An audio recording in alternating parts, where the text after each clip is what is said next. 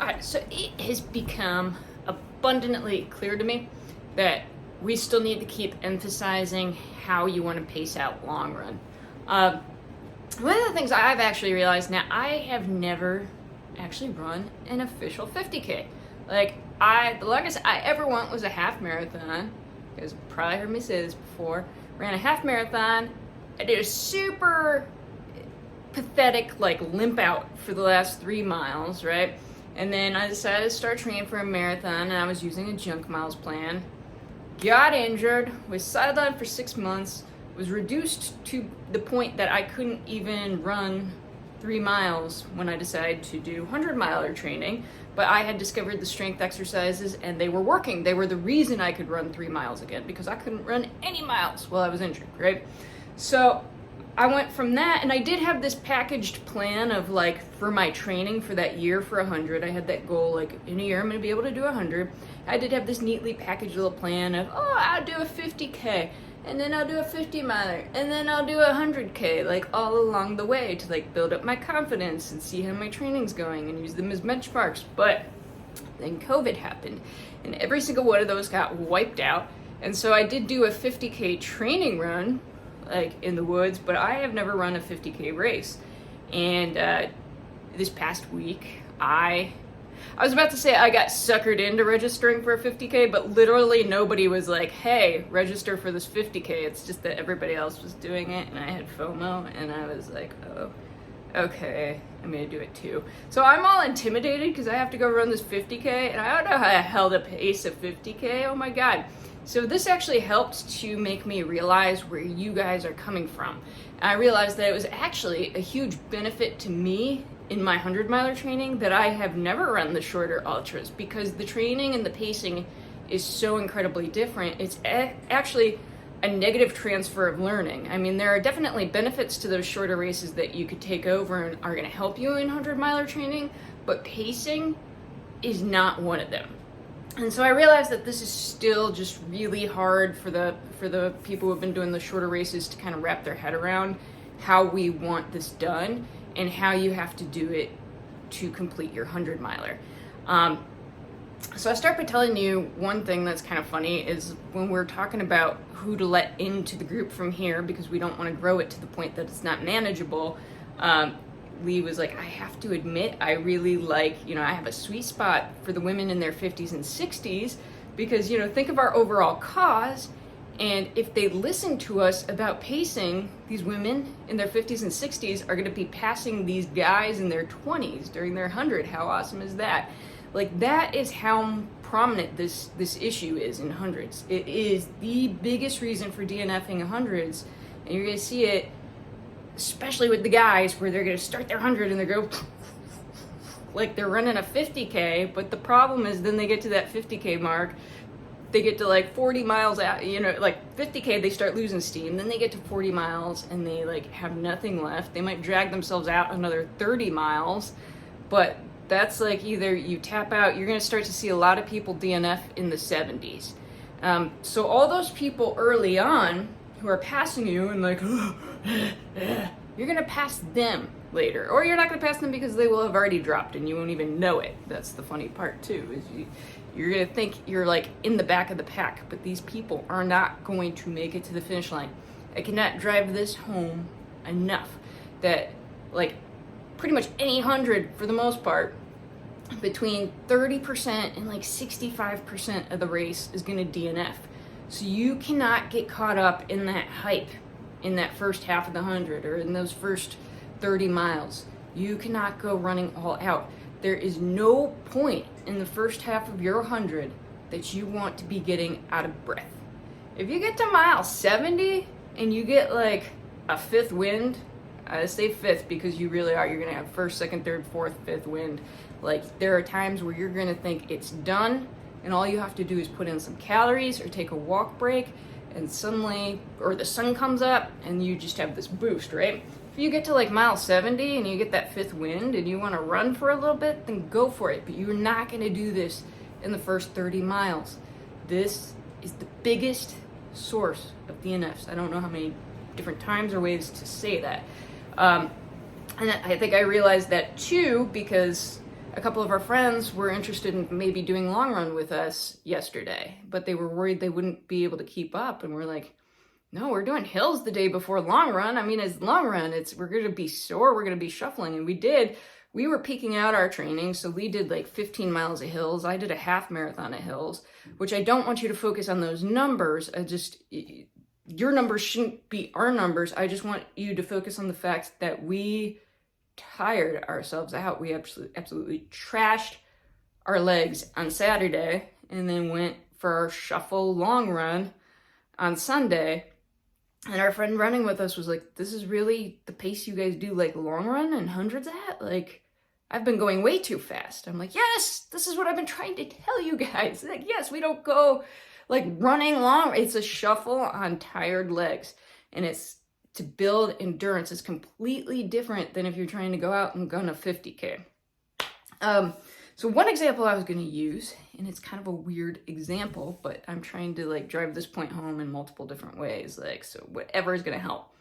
I'm a commercial airline pilot. I was a flight instructor for like 8 years, right? In the small general aviation aircraft. And so I had to teach these students how to cross-country plan was one of the things. And of course, computers could do that, but part of learning is you have to learn how to do it old school by hand, right? And everybody hates it because it's a lot of work and all the calculations. And so this was down in Florida, and I'm just gonna give you an example. We'll say we're going from North Florida to South Florida, and this is the plan they have to make. And we have a tailwind going from North Florida to South Florida. So let's say we'll say usually that flight would take an hour. I'm just making up numbers for easy math. We'll say that flight takes an hour, and because of the tailwind, it's going to take 40 minutes. And I would send them home to do their planning, and I would know that they were cheating and only doing the plan. This is what they would do. They would calculate the plan one way. And they say, okay, because of this tailwind, this ended up being 20 minutes less. And so instead of calculating the plan on the way back like they were supposed to, they would just add 20 minutes to the way back. So way down there usually takes an hour. Because of the tailwind, they calculate that it's going to take 40 minutes. And then they would cheat and not calculate the way back and just add 20 minutes to the hour and say, oh, because of the headwind on the way back, it's going to take an hour and 20. This is how I would know that they were lying about calculating their plan and cheating, because it's not going to be equal even if the wind is completely steady. A headwind hurts you longer than a tailwind helps you. So yeah, maybe that tailwind knocked off 20 minutes, but the headwind going the opposite direction straight into the wind is going to add more than 20 minutes. We'll just say for easy math, it adds 40 minutes. Okay, so I would know, I'd be like, yeah, you calculated that when they added their 20 minutes on. You really calculated the plan on the way back, because that's not correct. So I would know. I'd catch them that way, right? Take this and apply it to 100 milers, okay? If the strategy you use, and this is what a lot of people use, and this is why they don't make it to the finish line, if your strategy is, I'm just going to run as fast as I can for the beginning of the 100 miler, just get as far as I can while I'm feeling good, and then when I hit the wall, I'll be hopefully, far enough down the way that I can still make the cutoffs when I have to stop and walk. Okay, that time that you are absolutely tanked, fighting all of the resistance that you created yourself, it's going to hurt you more than the going all out at the beginning helped you. So it's very similar. That's why I brought up this weird wind situation. I don't know if it helps or not. But with the headwind tailwind scenario, if you do the math, it would actually take less time to do that round trip flight down to South Florida and back again, and be more fuel efficient if there was no wind at all, versus ever having that tailwind and then having to go back out into the headwind as a result. And that's kind of why I use it, because it's the same thing. If you just keep that steady performance throughout, you are going to feel so much better, and you are going to substantially increase your chances of getting to the finish line. And just to give like another example here, I want to show you this clip. Take a look. I'm pretending to show you a clip right now. Woo!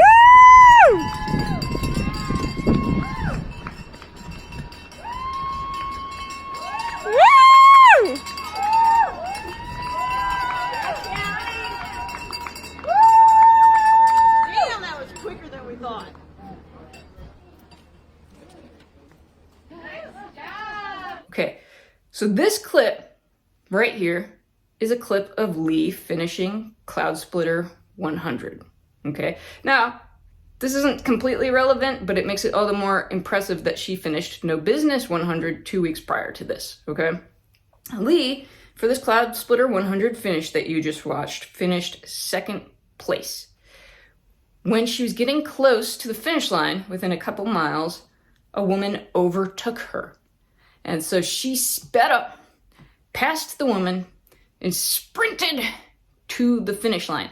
Now, I'm not saying you have to be able to do a 6 minute per mile sprint by the time you get to the finish line, but I want you to realize that Lee started that race back of the pack. I started that race injured, so I took out really, really slow. I was injured.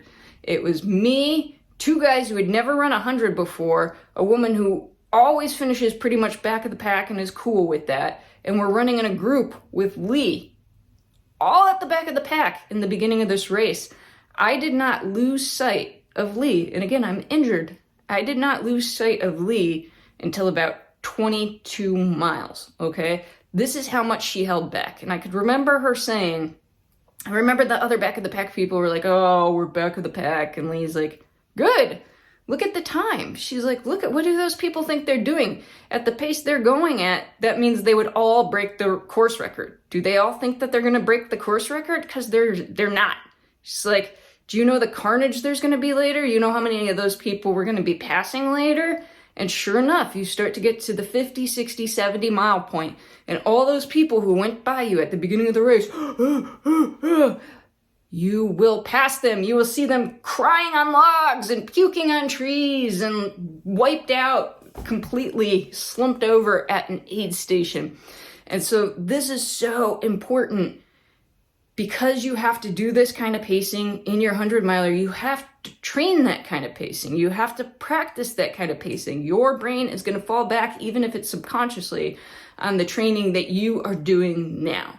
And so long run needs to be with tired legs, and it needs to be somewhat, not completely 100 miler pacing, but it needs to be close to it. You need to be practicing starting slow, picking a little bit more up at the end, and being able to stretch out for your allotted time. If that means walk breaks, if that means shuffle, walk, guess what? Shuffle, walk is gonna get you to the finish line of a 100 miler.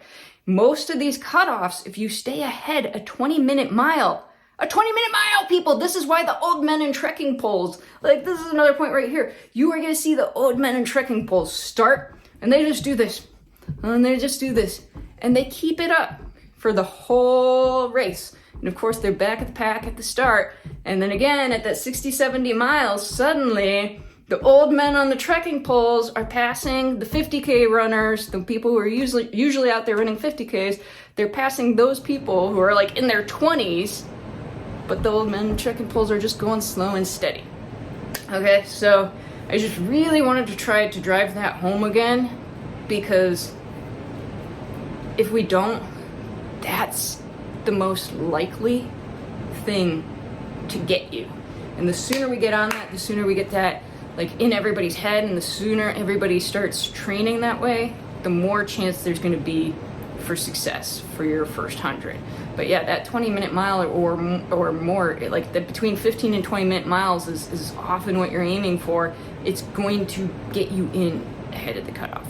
So, just wanted to say that. And this is not going to be, I have a feeling, this is not going to be the last video about 100 miler pacing.